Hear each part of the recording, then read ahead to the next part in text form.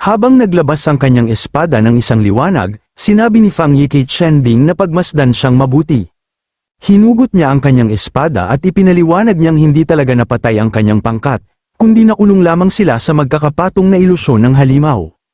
Kasabay nito, nagpakawala ng isang gininto ang hiwa na dumiretso sa huwad na realidad na nakapaligid sa kanila. Habang nilalamon ng nakakasilaw na liwanag ang madilim na sakop, dark domain, napagtanto ni Chen Bing na ang maalamat na sealer ay dumating upang iligtas siya. Sa mismong sandaling yun nanlaki ang kanyang mata sa kanyang nakita. Isang kawa ng gutom na mga madidilim na multo ang sumugod kay Fang Yi mula sa lahat ng direksyon, sabik na wasakin ang kanyang kaluluwa, dahilan upang matarante si Chen Bing habang binalaan niya ang sealer na mag-ingat ito. Hindi umiwas si Fang Yi hanggang sa tuluyan na siyang nilamon ng mga dark spirit, habang nangyayari yun, sabay-sabay nilang isinisigaw, kainin natin siya. Nang masaksihan ng pangyayaring yun, napasigaw sa matinding pagkabahala si Chen Bing. Agad na ginamit ni Fang Yi ang spiritual clarity eye, na nagpalabas ng napakalakas na banal na liwanag na kaagad naglaho sa mga anino at tuluyang nagpira-piraso sa buong ilusyon. Habang kalmadong nakatayo sa naguguhong domain, kinutya ni Fang Yi ang hari ng mga ilusyon at inutusan itong huminto sa pagtatago at harapin siya habang unti-unti nagpakita ang halimaw sa kanyang harapan. Sa sobrang takot, napaurong ang nilalang at agad tumakas palayo. Tinipon ni Fang Yi ang kanyang enerhiyang kulog at tumalon sa himpapawid, lumilikha ng ilang kidlat na kopya ng kanyang sarili na sabay-sabay sumalakay sa napakalaking halimaw na anino, na tumama ng direkta dito. Sinubukan itong umatras at tumakas, ngunit malamig itong tinitigan ni Fang Yi. Sinabihan niya ang halimaw kung akala ba nito na talagang makakatakas ito sa kanya. Napasigaw sa matinding paghihirap ang halimaw habang pinalilibutan ito ni Fang Yi at ng kanyang mga clone mula sa bawat direksyon. Itinaas niya ang kanyang espada at iniutos sa kanyang mga clone na umatake. Sunod-sunod na ramagasa ang kanilang mga hiwa, na tuluyang naghiwa-hiwalay sa hari ng mga anomalya hanggang sa maglaho ito sa kawalan. Nang makita ang isang napakadelikadong nilalang na maburas sa loob lamang ng ilang segundo, nanatiling nakatayo si Chen Bing, tuluyang natigilan sa nakakatakot na kapangyarihan ng sealer, hindi siya makapaniwala na iniligtas siya nito. Pagkawala ng madilim na aura, isang bihirang kulay ubing espiritual na kristal ang nahulog mula sa labi ng halimaw, at maayos itong sinalo ni Fang Yi sa ere. Nagbigay ng abiso ang kanyang sistema na patay na ang hari ng mga ilusyon, kaya automatikong nag-activate ang kanyang Young God Throne upang linisin ang madilim na enerhiya sa kristal. Binalot ito ng banal na apoy hanggang sa maalis ang lahat ng nakal-alasong epekto nito, at naging isang dalisay at ligtas na pinagkukunan ng kapangyarihan. Habang nakatingin dito, hindi naiwasang balikan ni Fang Yi ang napakalayo na ng kanyang narating, naalala niya kung paano niya noon ipinaglaban ang kanyang buhay laban sa hari ng kamatayan. Ngunit ngayon, sa tulong ng kanyang mas pinalakas na kapangyarihan at ng hilaw na lakas ng Young God Throne, ang pagpuksa sa mga rule level king ay mistula na lamang isang napakadaling gawain. Noong nakaraan, napakahirap sumipsip ng madilim na enerhiya at matagal pa itong dalisayin, ngunit ngayon, kaya na itong tanggapin ng kanyang katawan nang walang anumang problema. Habang hawak ang nalinis na kristal, napaisip siya kung sino ang nararapat na bigyan nito. Pumasok sa isip niya sina Lin Yisu, Cheng Ying, Zhao Lan, at Elder Wu. Dahil dito, naalala rin niya ang kanyang may kamalayang Thunder Gourd Vine at ang Red Spirit Flower, na pagtanto niyang matagal na rin niya silang hindi nababalikan.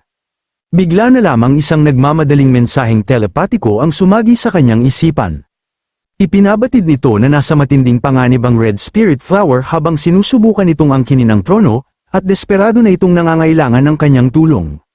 Batid ni Fang Yi kung gaano kalakas ang Spirit Flower, kaya naisip niyang kung ano man ang nagbabanta rito, tiyak na sangkot ang maraming makapangyarihang Throne Masters, hindi bababa sa mga mula sa ikalawang sequence. Lumingon siya kay Chen Bing at tiniyak na buhay pa ang kanyang mga kasamahan, nagkahiwa-hiwalay lamang ang mga ito sa iba't ibang pocket dimensions, inutusan niya ang kapitan na tipunin silang lahat habang siya naman ay aalis upang asikasuhin ang isang napakahalagang bagay. Bago pa man makapagpasalamat si Chen Bing, naging isang guhit ng gininto ang liwanag si Fang Yi at mabilis na umalis. Naiwan si Chen Bing na hindi man lang nakapagpasalamat sa kanya, inisip niya na marahil ay nagmamadali itong pumunta sa ibang rehiyon dahil sa kung anumang mahalagang dahilan. Samantala, sa tahimik na kabundukan ng Yuan City, kung saan bumaba ang Wood Throne. Sa mismong lugar kung saan nagmumuni-muni ang Red Spirit Flower. Nang maramdaman nito ang pagbabago sa paligid, naghanda ang halaman sa pagdating ng mga hindi inaasahang panauhin. Sa hindi kalayuan, may isang figurang tahimik na nagmamasid sa kanya mula sa likuran. Dahil dito, napatunayan ng nilalang na ang may taglay ng wood attribute ay naroroon nga sa lugar na iyon. Nakatago sa mga anino ang dalawang kaina-hinalang figura, napansin ng nakabendel na master ng quicksand throne na ilang sandali na lamang at tuluyan ng makokontrol ng halaman ang wood throne. Sa kanyang tabi, tinanong ng shadow throne kung paano nila paghahatian ang gantimpala at kung sino ang magmamay-ari ng wood throne. Iminungkahi ng quicksand na ang Thunder Gourd Vine na lamang ang habulin, ngunit agad itong tinutulan ng shadow, binalaan niya itong napakadelikado ng Thunder Gourd Vine at hindi ito dapat kalabanin. Hindi napigilan ni Shadow ang kanyang pagkainis at inggit, nagreklamo siya na napakaswerte ng mga ligaw na halaman kumpara sa mga taong cultivator na kailangang magdusa at magsakripisyo upang makamit ang kapangyarihan. Sumang-ayon si Quicksand at itinuro na kinailangan nilang lumakad sa ibabaw ng napakaraming bangkay bago nila nakuha ang kanilang mga trono, samantalang ang mga halamang ito ay tumubo lamang sa tamang lugar at tamang panahon. Gayunpaman, ibinanggit ng Shadow Throne na tunay siyang nasisiyahan sa pagpatay nito. Pinagsama ng dalawang taksil na Throne Master ang kanilang madilim na enerhiya at buhangin, at sabay na nagpakawala ng isang napakalupit na pinagsamang pag-atake upang lipunin ang tila walang kalabang bulaklak. Ngunit sa mismong sandaling tumama ang kanilang pag-atake, isang napakalaking haligi ng luntiang enerhiya ang sumabog mula sa ubod ng Red Spirit Flower. Sa loob ng umiikot na aypoypo ng berdeng liwanag, isang kumikislap na spirit avatar ang dahan-daang umangat mula sa mga talulot at iminulat ang kanyang mga mata, handang ipagtanggol ang kanyang teritoryo at ipaglaban ang Wood Throne. Sa wakas ay ipinakita ng may kamalayang Red Spirit Flower ang kanyang tunay na anyo. Isang napakagandang spirit avatar na napapalibutan ng umiikot na luntiang enerhiya ng buhay. Sa sandaling maramdaman niya ang paparating na pag-atake agad siyang kumilos. Hinarap niya ang paparating na pag-atake habang nakaunat ang kanyang dalawang kamay. Agad siyang nagpakawala sa pamamagitan ng isang napakalakas na sinag ng berdeng enerhiya na sumalpok ng harapan sa pinagsamang pag-atake ng buhangin at mga anino. Mabilis na pinalibutan ng Quicksand at Shadow ang Red Spirit Flower, naghahanda para sa isang mabangis na labanan, habang kinukutya nila ang katotohanang ang isang hamak na bulaklak ay nakarating sa ikatlong sequence at naging may-ari ng Wood Throne, labis silang napahanga na ang isang bulaklak ay kayang magbagong anyo bilang tao, tila mas makapangyarihan pa ito kaysa sa Thunder Throne. Nang marinig ito, lalo lamang nag-alab ang galit ng Red Spirit Flower. Hindi na siya nag-atubili at agad nagpakawala ng napakalawak na alon ng matutulis na berdeng tinik na sumabog sa lahat ng direksyon at dumiretso sa katawan ng dalawang taksil na Throne Master. Kaagad na napagtanto ni Quicksand na may mali, habang tumatagos sa mga tinik sa kanyang katawan, mabilis na nauubos ang kanyang puwersa ng buhay. Hindi ito pangkaraniwang kapangyarihan ng Wood Throne, taglay nito ang napakabihirang Primal Desolation attribute, na unti-unting sumisira sa kanyang katawan mula sa loob habang dahan-dahan siyang lumayo dito. Samantala, nanatiling kalmado si Shadow, sa halip na salagin ng pag-atake, naglaho siya at naging maitim na ulap, kaya madali niyang naiwasan ang mga tinik. Nang makita ito na bahala ang Plant Spirit, at pagkatapos isang napakalaking simboryo ng kadiliman ang biglang bumalot sa buong kagubatan. Nakulong siya sa loob ng domain at naramdaman ang napakalakas na pressure na papalapit mula sa lahat ng direksyon. Sa unang pagkakataon, tunay siyang nakaramdam ng takot. Kumpiyansa sa kanilang tagumpay, sumugod si Quicksand upang tapusin siya, habang sunod-sunod namang nagpakawala si Shadow ng mga Shadow Dagger, determinadong maaga ang Wood Throne. Ngunit bago pa man tumama ang alinman sa kanilang mga pag-atake, isang nakasisilaw na gininto ang shockwave ang sumabog sa buong larangan at agad na winasak ang Dark Domain. Nagulat naman ang tatlo sa hindi inaasahang pangyayari. Napangiti ang Plant Spirit sa labis na ginhawa, sa wakas, dumating na ang kanyang Panginoon. Casual niyang kinuha ang bahagi ng kapangyarihan ni Shadow gamit ang kanyang walang lamang kamay bago niya ito sinunog hanggang maging abo gamit ang banal na apoy ng araw. Habang pinagmamasdan ng abo na unti-unting naglalaho sa pagitan ng kanyang mga daliri, malamig niyang sinabi, masyado nang naging mapusok ang mga Throne Master ng Country A nitong mga nakaraang araw. Ang simpleng mga salitang yun ay nagdulot ng matinding kilabot kina Quicksand at Shadow. Sa likuran ni Fang Yi, dahan-daang lumitaw ang isang napakalaking ibon na ganap na binubuo ng nagliliyab na apoy ng araw. Sa sandaling makita nila ito, agad nilang nakilala ang maalamat na Yang Power, sunod-sunod na pumasok sa kanilang isipan ang mga alamat tungkol kay Fang Yi, nalampasan na niya ang Rising Sun Realm, kontrolado niya ang maraming throne, kabilang ang kataas-taasang Supreme Sun God Throne, at minsan pa niyang nahati ang hangganan ng isang buong bansa sa pamamagitan lamang ng iisang pag-atake. Doon lamang nila napagtanto kung gaano kalaki ang kanilang pagkakamali sa paghusga sa kanilang kalaban, napalitan ng matinding takot ang kanilang kumpiyansa, kaya mabilis silang tumakas palayo. Ngunit habang papalayo silang dalawa, isang banal na apoy ang tahimik na sumusunod sa kanilang likuran. Desperadong nakiusap si Quicksand na patawarin siya, nangakong hindi na sila muling aapak sa Sia Nation kung ililigtas lamang ni Fang Yi ang kanyang buhay. Ngunit walang kahit katiting na awa si Fang Yi, habang sinasabi na dapat ay naisip muna nila ang magiging kapalit bago nila pinuntirya ang kanyang spirit flower. Biglang bumuo ang banal na apoy ng araw ng isang napakalaking aipoipo na pumalibot kay Quicksand, tuluyang isinara ang lahat ng posibleng daan ng pagtakas, ibinanggit niya na mayroon siyang paraan upang matiyak na hindi na ito muling makakatapak sa kaharian ng Sia. Sa isang simpleng kumpas ng kanyang kamay, pinasabog ni Fang Yi ang naglalakihang apoy, sa isang iglap, tuluyan nang nabura sa pag-iral si Quicksand. Nang mawala ang apoy, wala nang natira maliban sa kanyang gintong throne core, na tahimik na lumutang patungo sa kamay ni Fang Yi.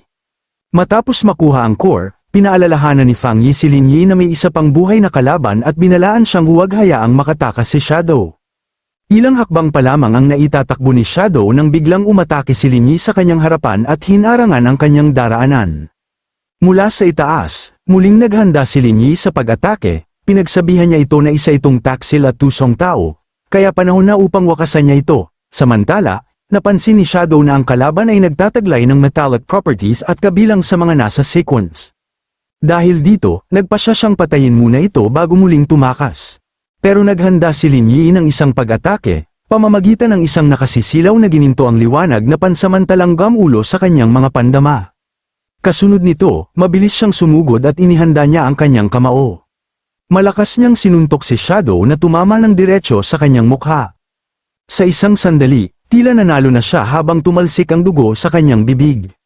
Ngunit biglang napangiti si Shadow, ang katawan na tinamaan ni Lin Yi ay naglaho na parang usok at tinawag pa siyang hangal dahil nahulog siya sa kanyang bitag. Samantala ang tunay na Shadow ay muling lumitaw sa kanyang likuran at sinubukang tumakas muli. Nagulat si Lin Yi at humingi kay Fang Yi ng isa pang pagkakataon upang siya mismo ang makatapos sa laban. Nagtiwala si Fang Yi at umatras, sumabog ang ginintoang enerhiya sa paligid ni Lin Yi habang siya ay lumilipad paitaas. Mula sa himpapawid, nagpakawala siya ng isang napakalakas na bugso ng enerhiya at buong lakas niya itong pinakawalan. Sa kanyang likuran ay nabuo ang isang napakalaking Golden Knight. Pagkatapos nagtipon ng napakalaking kapangyarihan ang Golden Knight sa iisang sibat na yari sa dalisay na liwanag, maging si Shadow ay hindi maintindihan kung paano nagtataglay ang isang napakabatang mandirigma ng ganoong nakakatakot na mapanirang lakas, habang tumatakas. Bago pa siya makapag-react, ginamit ni Lin Yi ang kanyang sukdulang teknik, ang sibat ng walang hanggang kapalaran, Spear of Eternal Destiny. Ang napakalaking sibat ay hinabol si Shadow, na tumama at tumagos ng diretso sa malamultong niyang katawan habang agad siyang binura sa pag-iral. Ilang segundo ang lumipas, ang tanging naiwan ay ang kanyang kulay ubeng Shadow Throne Core, na tahimik na lumulutang sa ere. Sa wakas, natapos na ang labanan, lubos na napagod si Lin Yi kaya naupo siya upang magpahinga, habang lumapit sina Fang Yi at ang may kamalayang Red Spirit Flower upang batiin siya sa kanyang tagumpay, nasiyahan sa ipinakita niyang pagunlad. Hinikayat ni Fang Yi ang kanyang pinsan na samantalahin ang pagkakataon at simulang ganap na paghusayin ang kanyang ikalawang elemental throne. Samantala, sa isang malayong lugar sa ilalim ng malamig na kabilugan ng buwan, isang madilim na gotikong katedral ang nakatayong tahimik. Sa loob nito, biglang naramdaman ni Mel na sabay na naglaho ang enerhiya ng Quicksand Throne at Shadow Throne. Agad niyang naunawaan ang nangyari, napatay na ni Fang Yi ang dalawa. Dumating ang isang mataas na ranggong sugo at sinisi si Mel dahil hinayaan niyang mawala ng Country A ng dalawa pang piling Throne Master, ngunit hindi niya ito pinansin at sa halip ay malamig na tinanong ang tunay na dahilan ng pagbisita nito.